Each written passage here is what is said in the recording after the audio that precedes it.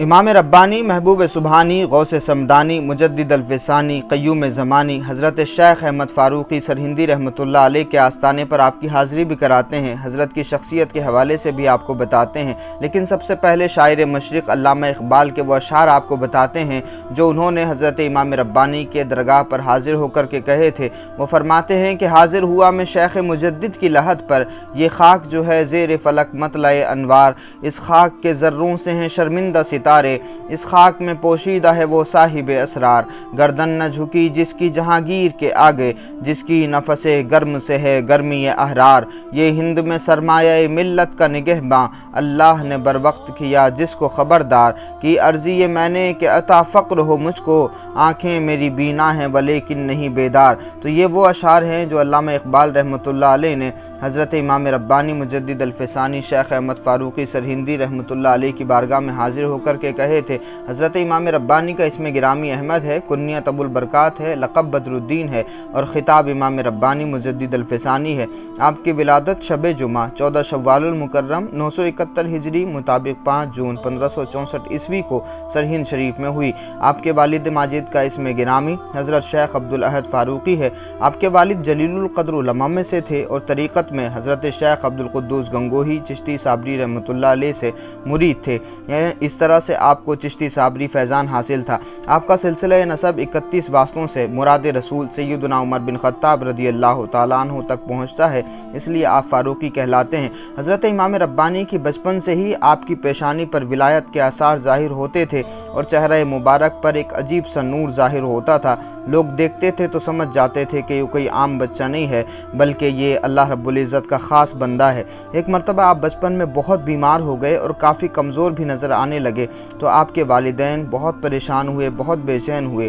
اور اس وقت سلسلہ قادریہ کمالیہ کے ہندوستان میں بانی حضرت سید شاہ کمال قادری کیتھلی رحمۃ اللہ علیہ کی بارگاہ میں آپ کو لے کر کے حاضر ہوئے، اور جب والدین وہاں پہنچے تو حضرت شاہ کمال قادری کیتھلی رحمۃ اللہ علیہ نے فرمایا کہ مطمئن رہو، آپ کے بچے کی عمر دراز ہوگی، یہ اپنے وقت کا عالم ہوگا، عارف کامل ہوگا۔ جس طرح سے ظاہری طور پر انہوں نے بشارت دی، اسی طرح سے باطنی حالت میں روحانیت کی کیفیت میں کئی مرتبہ آپ کے والد محترم کو خود جناب رسالت مآب صلی اللہ علیہ وآلہ وسلم نے آپ کے بیٹے کی بشارت عطا فرمائی تھی۔ تو حضرت شاہ کمال قادری کیتھلی رحمۃ اللہ علیہ نے جب یہ بیان فرمایا کہ بیٹے کو کچھ نہیں ہوگا تو اس وجہ سے والدین مطمئن ہو گئے۔ تو اس طرح کئی الگ الگ بزرگوں کے بارے میں ملتا ہے کہ حضرت امام ربانی کے بارے میں انہوں نے خود بہت ساری بشارتیں عطا فرمائی تھیں آپ کے والدین کو۔ اللہ کے رسول صلی اللہ علیہ وآلہ وسلم نے ارشاد فرمایا، ابو داؤد شریف میں یہ حدیث موجود ہے کہ اللہ رب العزت اس امت کے واسطے ہر صدی کے شروع میں کسی نہ کسی ایسے شخص کو بھیجے گا کہ وہ امت کے واسطے ان کے دین کی تجدید کرے۔ سرکار دو عالم صلی اللہ علیہ وآلہ وسلم کے وصال کو 1000 سال پورے ہو رہے تھے تو شیخ احمد سرہندی فاروقی رحمۃ اللہ علیہ کی ولادت ہوئی۔ آپ نے دین اسلام کی تجدید و حفاظت اور احیاء شریعت کا جو عظیم کام بر صغیر پاک و ہند میں سر انجام دیا ہے، وہ اسلامی تاریخ میں امتیازی شان اور حیثیت رکھتا ہے۔ اسی وجہ سے آپ کا لقب مجدد الفسانی ایسا مشہور ہوا کہ لوگ آپ کو اسی نام سے زیادہ جانتے اور پہچانتے ہیں۔ آپ نے ابتدائی تعلیم اور حفظ قرآن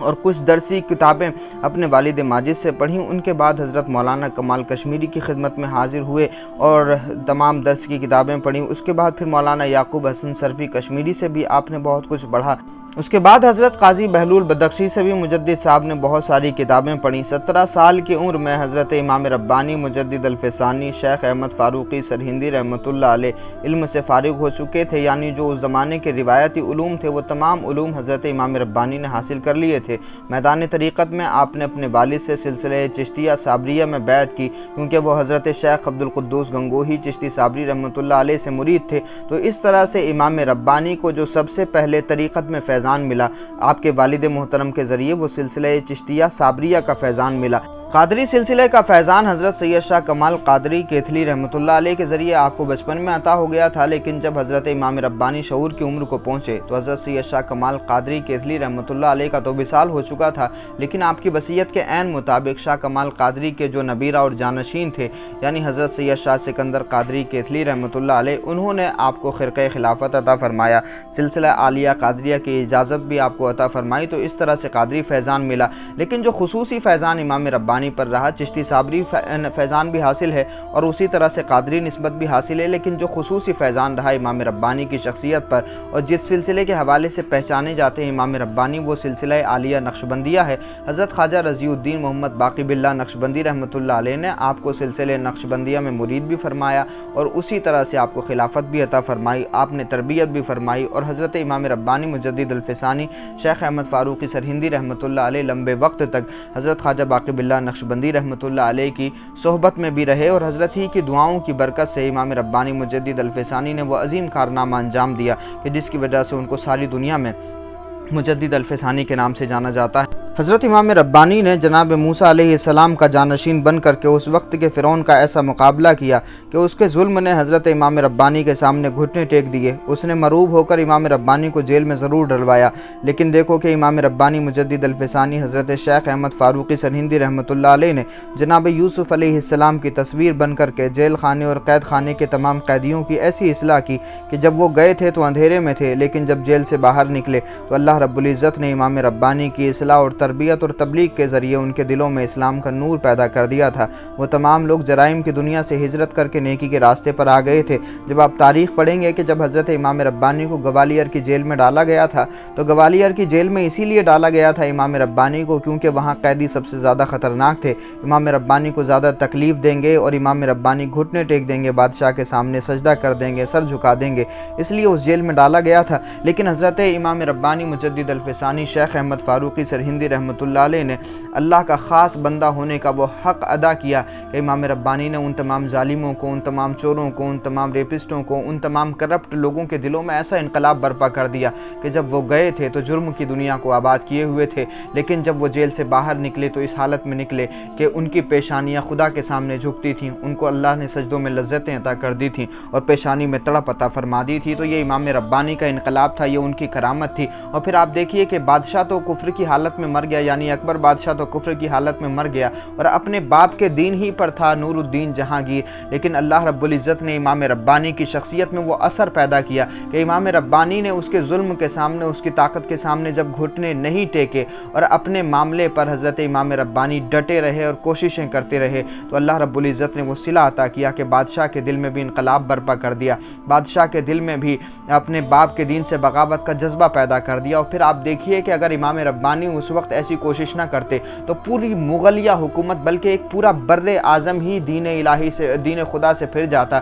اور دین الہی کا پابند ہو جاتا، یعنی پورے کا پورا خطہ، پورے کا پورا بر اعظم مرتد ہو جاتا۔ حضرت امام ربانی مجدد الفسانی شیخ احمد فاروقی سرہندی رحمۃ اللہ علیہ سے اللہ رب العزت نے وہ زبردست کام لیا کہ پورے ایک بر اعظم کو، یعنی صرف ایک مسلمان کو نہیں، 10 مسلمانوں کو نہیں، 100 مسلمانوں کو نہیں، 1000 مسلمانوں کو نہیں، پورے بر اعظم کے مسلمانوں کے دلوں میں اسلام کے چراغ کو جلائے رکھا، لوگوں کو مرتد ہونے سے بچا لیا حضرت امام ربانی نے۔ تو ہم سب پر احسان ہے مجدد الفسانی شیخ احمد فاروقی سرہندی رحمۃ اللہ علیہ کا۔ حضرت امام ربانی کا وصال مبارک 28 صفر المظفر 1034 ہجری مطابق 10 دسمبر 1624 عیسوی کو ہوا۔ آپ کا مزار مبارک سرہند شریف میں ہے۔ ہر سال 28 صفر المظفر کو سرہند شریف میں آپ کا عرس پورے تو اس کو احتشام کے ساتھ منایا جاتا ہے۔ اگر آپ بھی اس سلسلے میں مرید ہیں یا اس سلسلے کی کسی شاخ سے مرید ہیں یا حضرت امام ربانی سے کسی نہ کسی طریقے سے نسبت رکھتے ہیں تو ضرور ہمیں کمنٹ باکس میں بتائیے گا۔ بہت شکریہ ہمارے ساتھ جڑنے کے لیے۔ السلام علیکم ورحمۃ اللہ وبرکاتہ۔